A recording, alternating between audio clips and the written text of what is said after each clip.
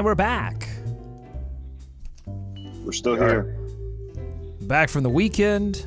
David, please tell me you've seen The Last Jedi so that we can do this Star Wars pod. Come on! No, I just told you off air too. I just told you that, but for the folks.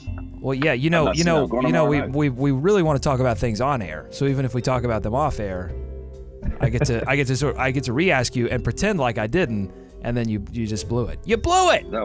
That was just a little peek behind the curtain for the folks. It's how the magic, it's how the sausage is made. Maybe too much for these folks this early in the morning. Point being, I'm seeing it tomorrow night. Okay, good. So if you are on Patreon, you can check out our Star Wars pod coming to you later this week whenever David finally gets his act together. Nick, have you seen TLJ? Yep. Saw it Saturday, and I'm seeing it again Wednesday. Hope I should center myself here. Seeing it again Wednesday. Yeah, I need to see it again too. Yeah, because my wife didn't. We originally were going to go Saturday together, and then she couldn't go. So my dad got the extra ticket. So he was excited. That's a good story.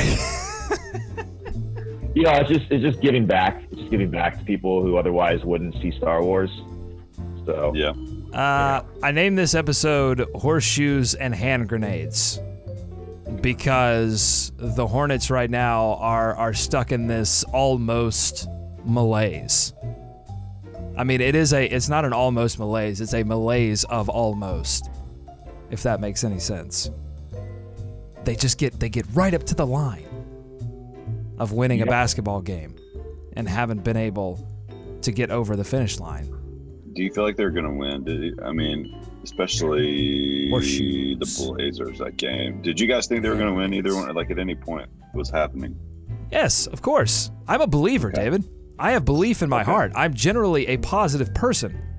And when Kemba Walker has the ball in his hands and he's rolling, anything is possible. Anything can happen.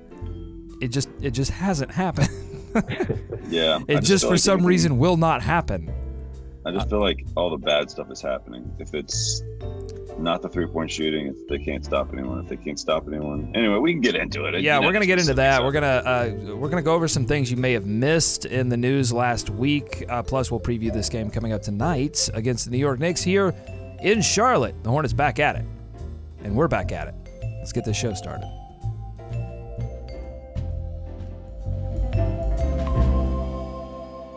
You are Locked On Hornets, part of the Locked On Podcast Network. Your team every day. In a minute, cuz we live.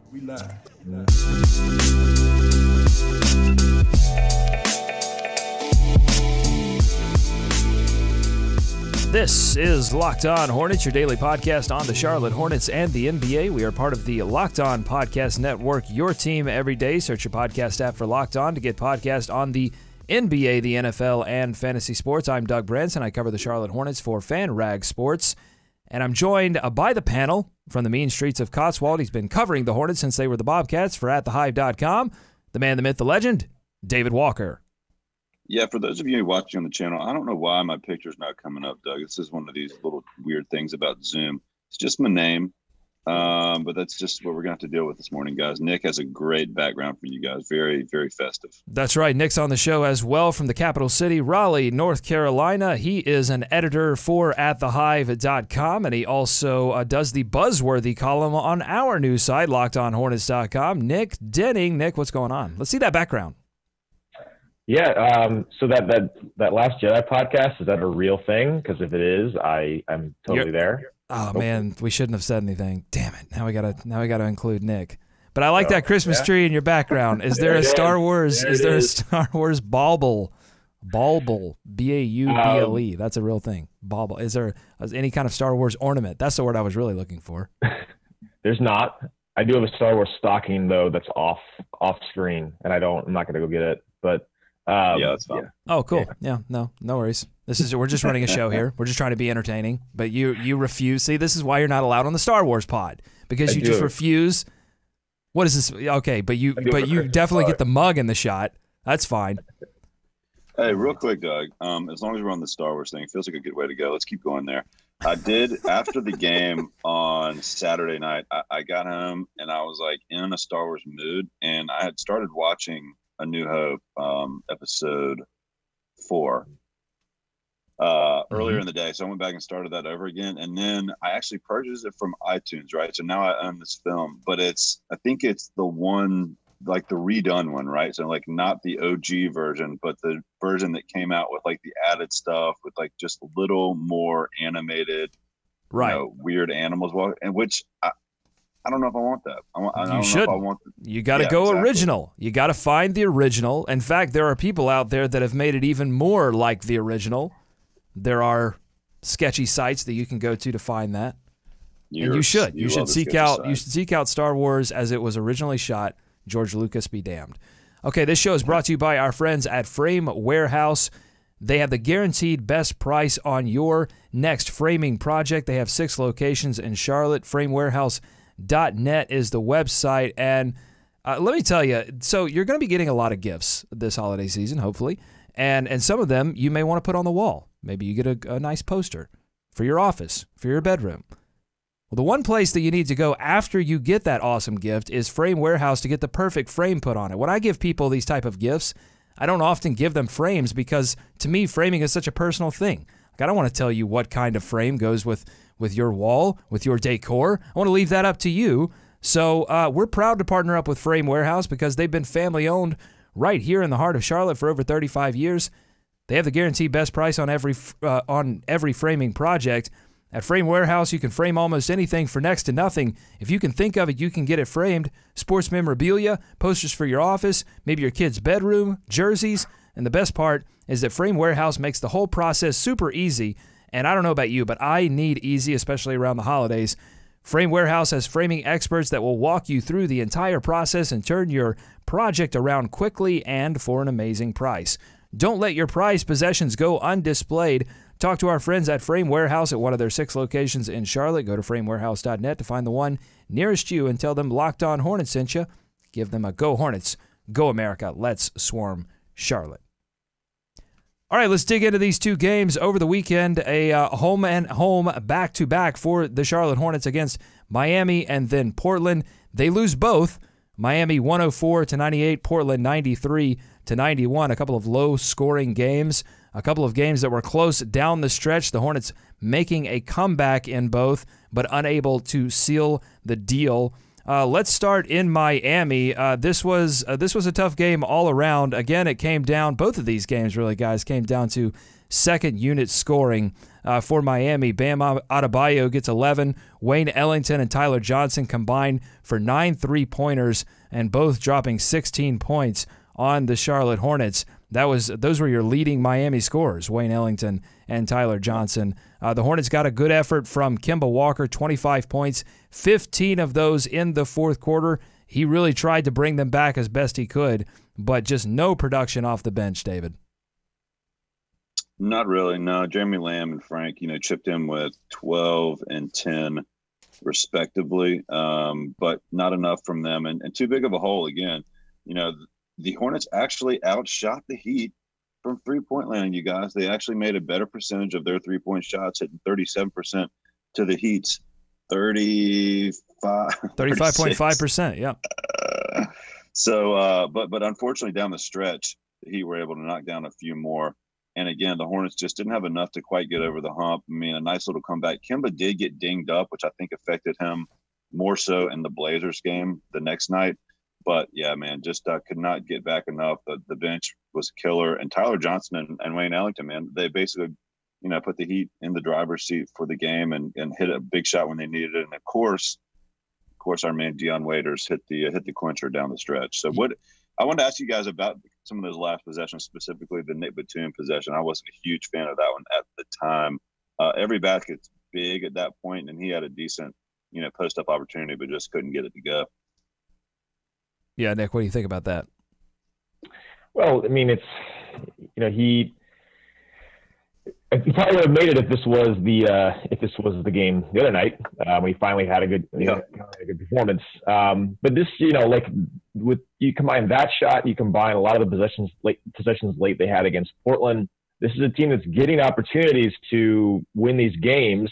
As you kind of said, Doug, at the beginning here, like this is almost, right? This is almost. They're just not converting when they need to. And it'd be one thing if they were losing a close game here or there, but the fact that this is continuing, I mean, it shows a couple things. It shows talent seems a weird word to throw around right now with a 10-19 team. Is that what their record is at this point? But it's not like they're getting blown out in these games. They're right there.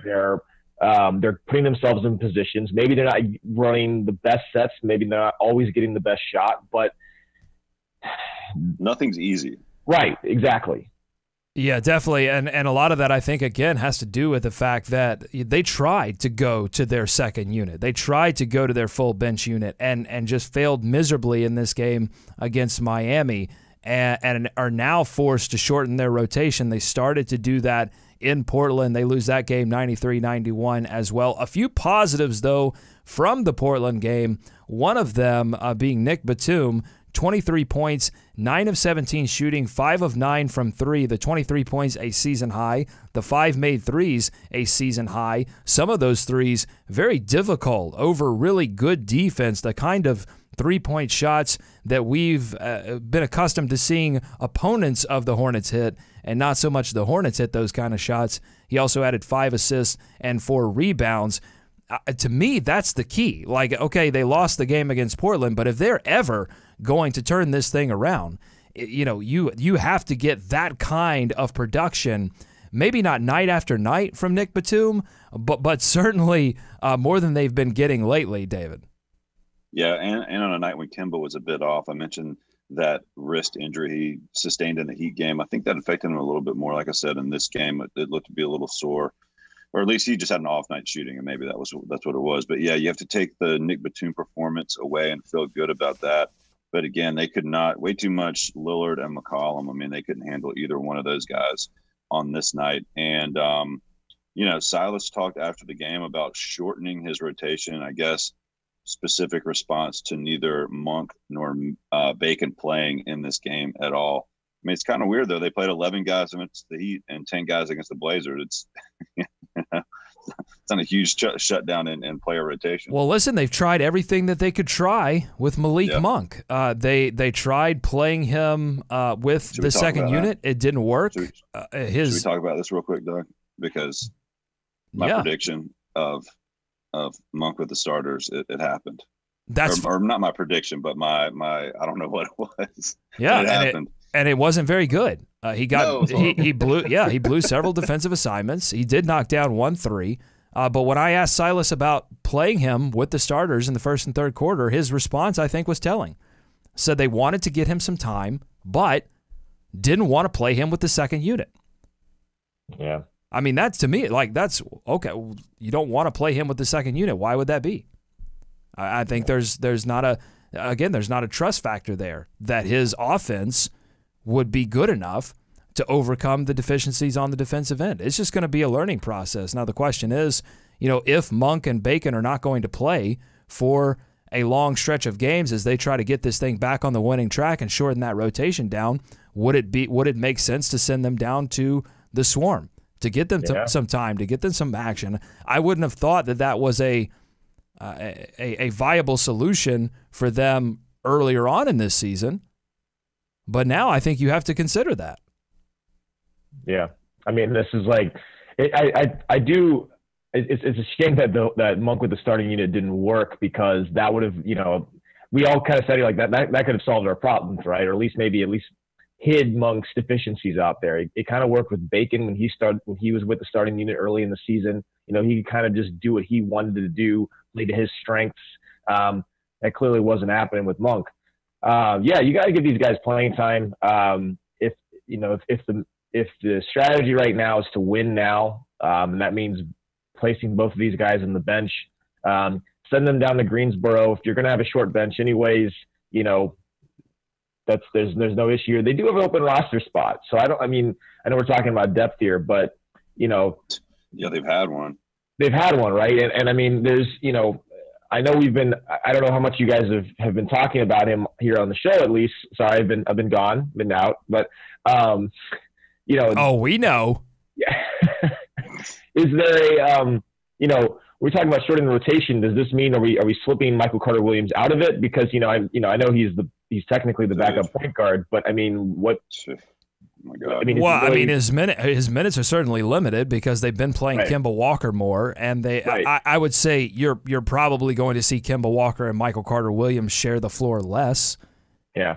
But yeah, absolutely. I mean, let's read off the numbers. So against Portland, he was 0 of 5, 1 point, and several missed layups. Against Miami, kind of same story.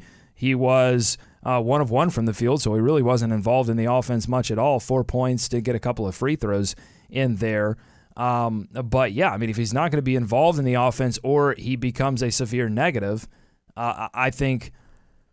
Honestly, again, I think the Hornets are in a situation where they have to try anything and everything and scrap sort of the sort of barriers that they've put on themselves because they want to be a consistent veteran team that relies on certain principles. I think at this point you have to try anything, including possibly maybe bringing up Marcus Page from the Greensboro and giving anything a shot at this point to get some production from your point guard position when Kemba Walker's not on the floor. Especially if Stone is still injured. I mean, if he's still on the inactive list, I mean, just find another option. Because I honestly think they'd probably be giving him a chance if he was healthy. I mean, because at least he's the same type of player in terms of his size and his passing ability, I guess. We talked about this before the season, but it's a confidence issue right now. I mean, it honestly looks like MCW has a case of the yips. Yeah. I mean, these missed layups are just they're unexplainable. Yeah. Well, as someone who missed plenty of layups in their youth basketball leagues, maybe the case of the yips can stick with you a long time. So. Yeah, I mean, there's certainly larger issues, though, right? I mean, I don't really understand. I mean, like I said, they've had this spot basically the entire season. And when MCW was out, we saw how bad it could be with whoever they threw out there. Usually it was Monk in those early stages. And it's kind of like we're banging our heads against a wall here because it doesn't look like they're going to attempt to add another veteran presence. They've had guys out there. They've had guys in, especially before the season. They had a bunch of veterans through, chose not to bring on any of them. It's puzzling that MCW was the best option they chose to go with. And now, like you mentioned, Page and Stone, I mean, obviously these guys aren't ready. I mean, that's what it comes down to. I mean, people are asking about Stone for good reason because you need to try anything at this point. But that situation is a disaster. It has been all season. At this point, I don't know why they would try and bring on anyone if they haven't already. But, I mean, you might want to try it. It's just frustrating. David, with the point about MCW, I mean, I understood it this summer. I mean, they opted to go for a tall point guard. I'm sure they looked at the second unit. They figured they'd have to play Monk. Yeah. So they figured let's put a tall point guard next to him who theoretically has a history of being able to defend, who can at least organize an offense a little bit. And it's just, theoretically, it was a theory, and the theory it's right. We haven't. It's not proven. I mean, the offense is. I mean, he's dead last in points per shot attempt for his position. Even when he's not missing layups, guys, it's a very clunky offense, and he gets into weird positions, and then has to throw up an ugly layup. That's why he's missing most of them. Some of them are wide open, and he's all by himself. I don't know why he's missing those. And he's not alone. Let's say that he's not alone on the second unit in terms of not being effective offensively. I mean, there have been it's nights. Not all his fault. There have been nights when Frank Kaminsky is inconsistent. There have been nights when Jeremy Lamb takes some shots that were ill-advised at best, and it leaves the Hornets right now at 10-19 in the NBA, and that's a game and a half above Chicago. They are 2 spots away from being dead last in the Eastern Conference. Good Lord! But their points per game margin is only at minus 2.1, which if you look at the Bulls, who they are only a game and a half above, that margin sits at negative 7.7. The team above them, the Orlando Magic, negative 4.2. Brooklyn, negative 3.8. So that tells you the story, in my mind, that they're losing these close games. Had a couple of them flipped the Hornets' way, had they been able to finish the deal, then they would be in a much different position, but they are not. This is staggering, you guys. I mean, got to be one of the biggest, if not the biggest, disappointments in the league this year, to be honest. I mean, a lot of people had high expectations for Charlotte. To see them down there with Chicago and Atlanta and having given Chicago 2 of their wins is really disheartening at this point. I mean, I know Clifford's out, but you can't feel safe for anyone over there. I mean, there's got to be some shakeups. We won't get into that right now, but it's just hard to imagine, man, something at some point not happening to shake this thing up, because this has just turned into a really big disaster really fast. And I think Clifford being out obviously contributed to that, but it's crazy to see that.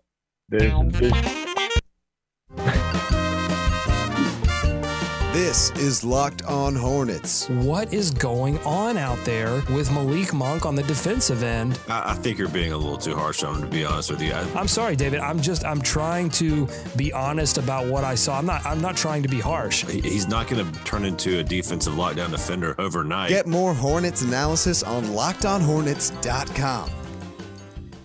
All right, a couple of things you may have missed from last week. Zach Lowe, in his 10 things that he liked and didn't like column on ESPN.com, had some stuff about the Hornets, led off with the title here, Oof, Hornets.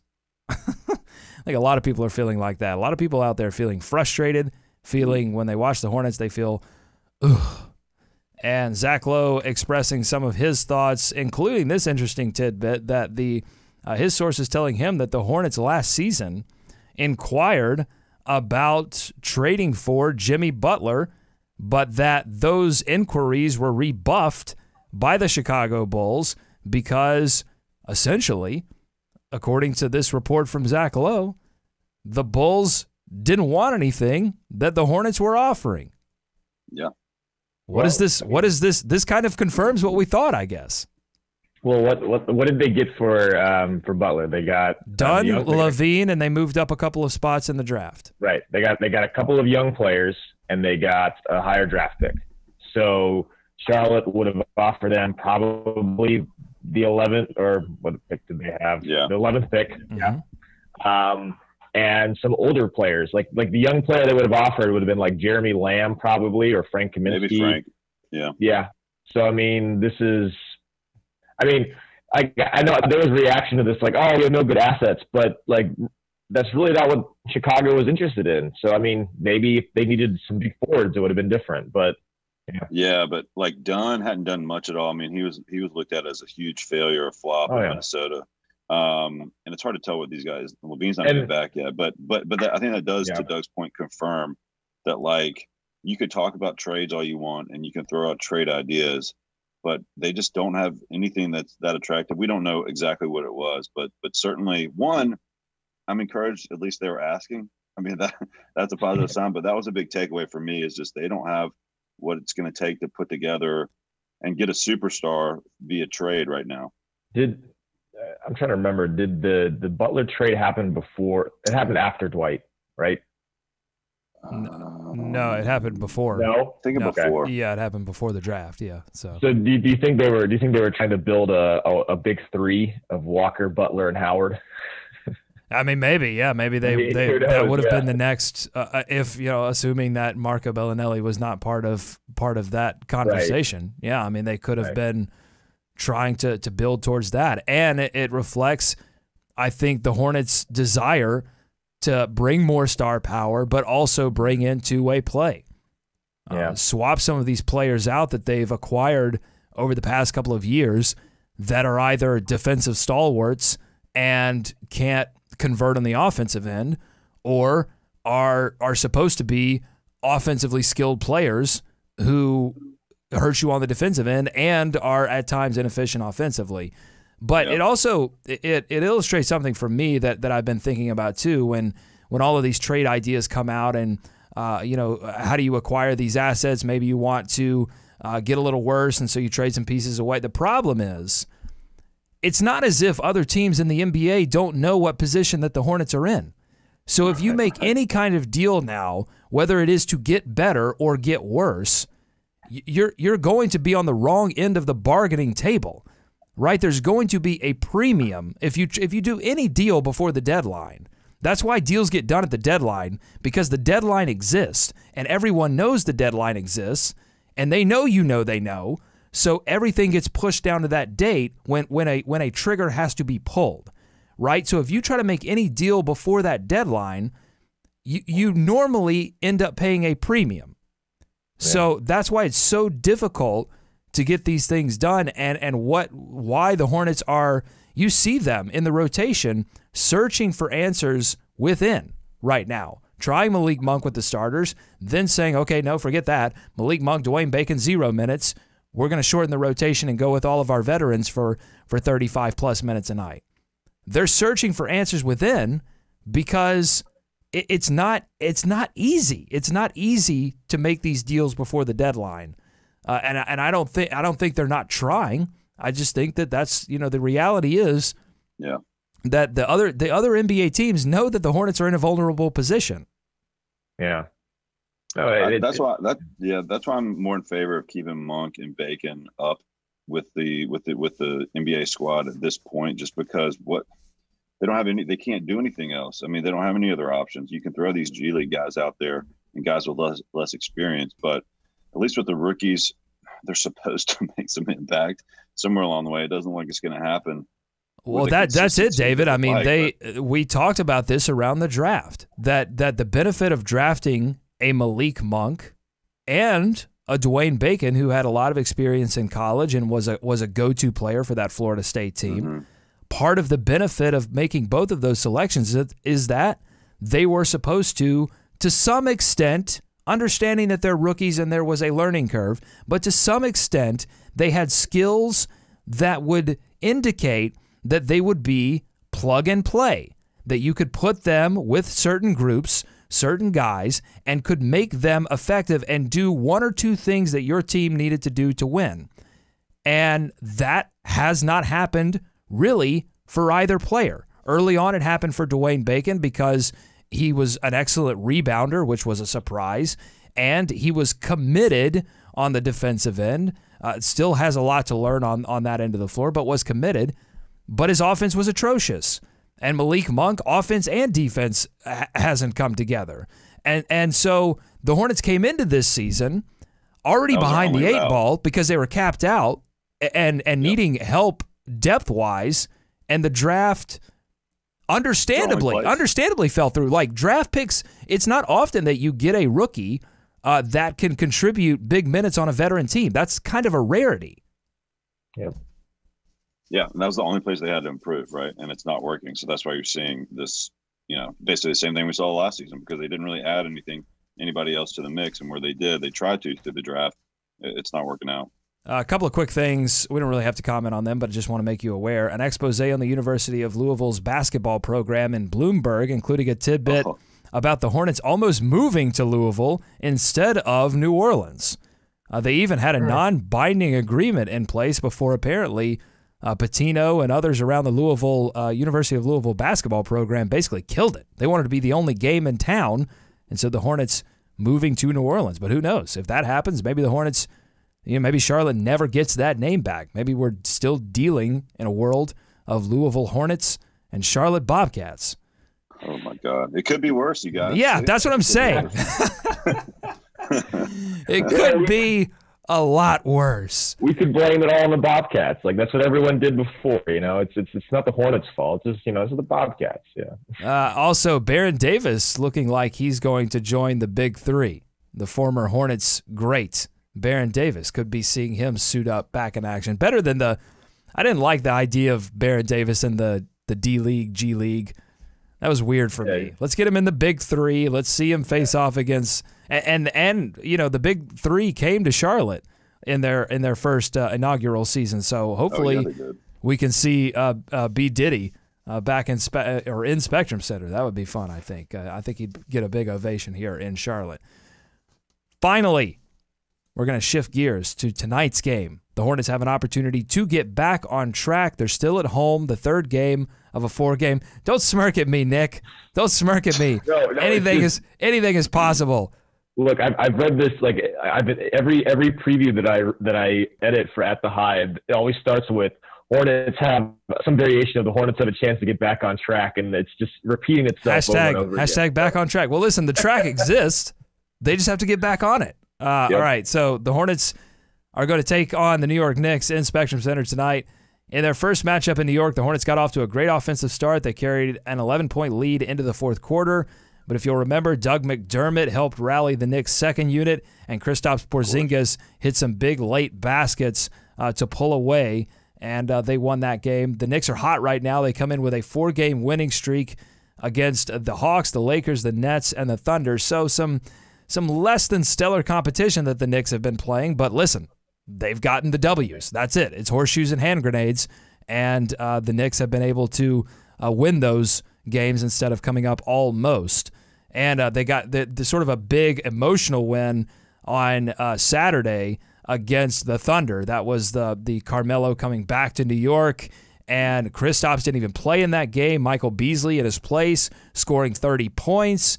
I think it's a knee issue for Kristaps, who's been on and off the floor, dealing with health issues. That's why I didn't want to proclaim Kristaps Porzingis King Unicorn, ruler of all of Eastern Conference, because there are still injury issues with Kristaps. A question about whether he'll play, we'll have a status for you on Twitter later on. But even if he doesn't, Michael Beasley has been an inexplicable threat for the New York Knicks, who have been getting man. He's a scorer, scorer. And the Knicks are getting depth from unexpected places. This is a very interesting Knicks team, and will be a tough matchup for the Hornets tonight, I think. Two quick thoughts from me on this. This is, depressingly enough, could be a trap game for the Knicks, believe it or not. That you mentioned the OKC game, and then they play Boston on Thursday. So a little day trip down to Charlotte. Maybe you find a sleepy New York Knicks team. It's a trap. And it's on the road. The Knicks, 2 road wins, tied with your Charlotte Hornets and the Dallas Mavericks for fewest in the NBA. So, my God, there is a chance. I feel it's good. going to be served up to the Hornets. Why do you feel good, Nick? I just feel good now after what David just said. Like, this is, I like that the Hornets are now other teams' traps games. Usually they are the ones that fall into the trap game. And I would, so this is, suddenly my outlook on things is a little brighter, It'll end 95, 91, but, it could go either way. I literally just spit out my coffee. Has nothing to do with either of what you gentlemen said, but I just accidentally spit out my coffee. That's what kind of, that's not a great omen for the day ahead. Hey, real quick, do you guys feel like they are trying everything and anything, or do you feel like this is just a mismatch of throwing stuff against the wall and not sticking with it long enough? I mean, mainly like playing Monk with the starters, then not playing like this up and down. Do you think that's going to continue? I know they're saying they're shortening the rotation, but as we said before, a lot of guys are still playing. So is it just like that he doesn't know what to do at this point?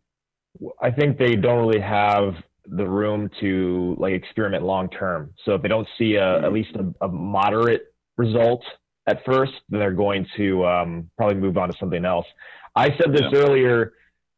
I mentioned this in a buzzworthy last week. But I know that Batum finally had a good game. But I've putting Lamb back with the starters, just maybe try that. His numbers as a starter are much more efficient than they are on the bench.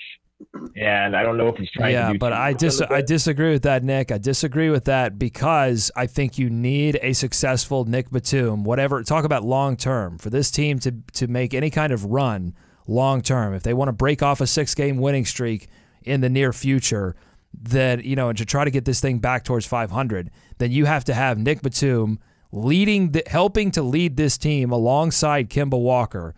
Have him scoring 20 plus.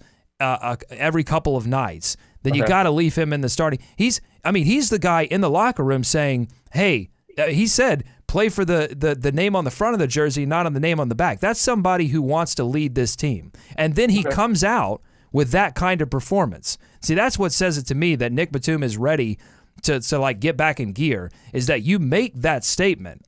You make that statement to your entire team. You challenge your entire team, and then you walk out on the floor. And he was as aggressive against Portland as he has been before that game in the month of December. He was averaging 9 points on 36% shooting. Terrible. But then he basically challenges his team and by virtue himself, and then comes out and has that game against Portland. So I think I understand what your thought process is when you look at Lamb's numbers, but that's on Lamb. That's on Lamb has to make better decisions late in games and be better overall and more efficient overall and knock down shots. They need both Lamb and Batum to be successful where they are. Batum's going to get minutes with the second unit. There's no question about that.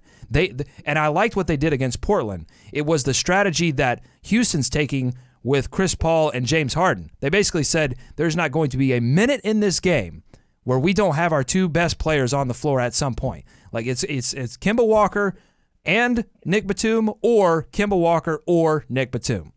Get your best players on the floor at all times. Well, that's a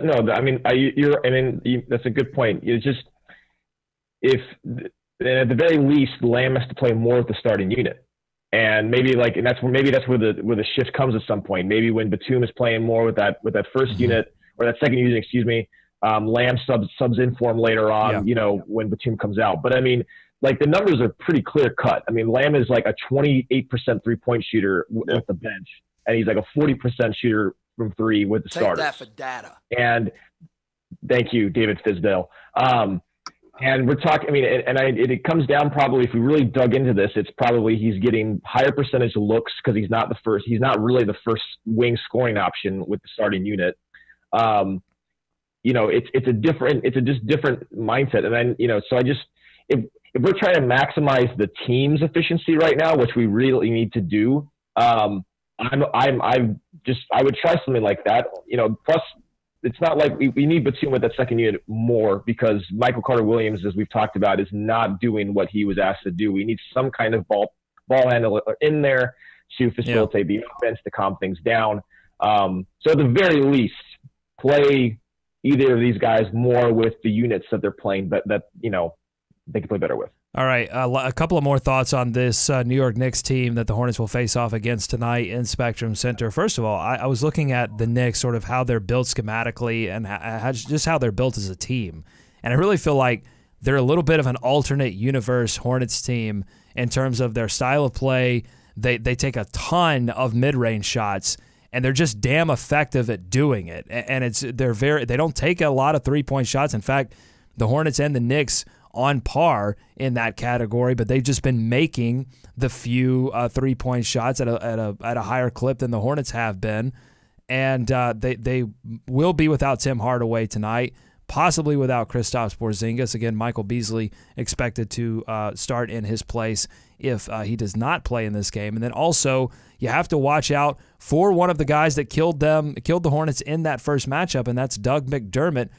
You have to stay locked into him off ball. So I'm sure Batum and Lamb and probably Treveon Graham, if he gets some run in this game, will go up against Doug McDermott. He's a master at moving off the ball. He's been a consistent and efficient scoring threat for them off the bench, and so much of it is coming at the rim on back cuts. So pay attention, Doug McDermott. Don't let him get off. And, the rest of this team is a threat from mid-range. So, try to run them off the three-point line, but you got to stick with them in mid-range as well. Well, this should help them. This should play to their advantage a little bit, because the Hornets, the principle is to pack the paint. Even if they're shooting well from mid-range, at least on those back cut plays, the Hornets should be prepared because they do stick to their principles. But when it comes to those mid-range shots, obviously they're going to have to defend those and make sure they don't knock them down. And they just have to keep fighting hard. That's the key. That you keep hearing that from Coach Silas. This is kind of a nightmare scenario for Silas, right? Yeah. His first real experience coaching a team that is supposed to win, that wants to win very much, and there just aren't great answers for him in terms of rotation. I think he's done the best job that he can. He's trying things, but he still is the associate head coach. This is a Hornets team that is missing. Again, I think they have enough talent to win. Maybe not on that second unit. That's killing them game to game. But they have enough talent to win. They're missing that special something. and they'll look for it tonight against the New York Knicks. And we'll continue to cover it right here on Locked On Hornets. We're out of time. Thanks so much for listening. Make sure to visit our website, LockedOnHornets.com, where Nick Denning is doing some great work on his buzzworthy column. Follow us on Twitter at Locked On Hornets and Instagram at Locked On Hornets, where David Walker is doing some fantastic job keeping you up to date on not only what's going on now, but a lot of classic Hornet stuff on there. I like that. People love the classic stuff on Instagram. TBT. All right, we'll be back tomorrow with more on your Charlotte Hornets. For David and Nick, I'm Doug saying go Hornets, go America. It's got to happen for them eventually, right? Right? Beat the Knicks. Let's swarm Charlotte.